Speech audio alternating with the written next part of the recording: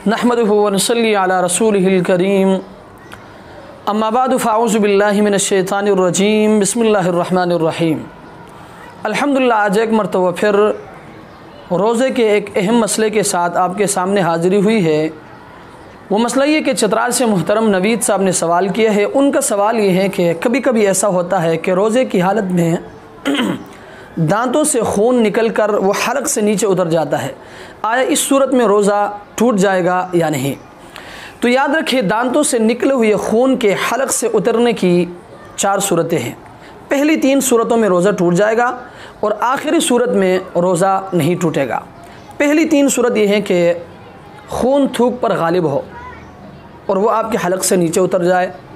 Number 2, खून थूक के बराबर हो और वो आपके हलक से नीचे उतर जाए। नंबर 3, उस खून के हलक से नीचे उतरते हुए उसका मज़ा हलक में महसूस हो।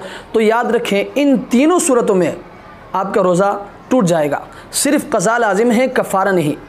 और आखिरी सूरत यह है कि इन तीनों में से कोई एक सूरत भी ना हो, यानी खून तो आपके हलक से उतर गया लेकिन खून थूक पर गालिब भी नहीं था और खून थूक के बराबर भी नहीं था और हलक से नीचे उतरते हुए उसका मज़ा भी हलक में महसूस न हुआ। तो याद रखें, इस आखिरी सूरत में आपका रोज़ा नहीं टूटेगा। अल्लाह तबारक व तआला हमें इस मसले को समझने की तौफ़ीक़ अता फ़रमाए। व आखिरु दावाना अनिल हम्दुलिल्लाहि रब्बिल आलमीन।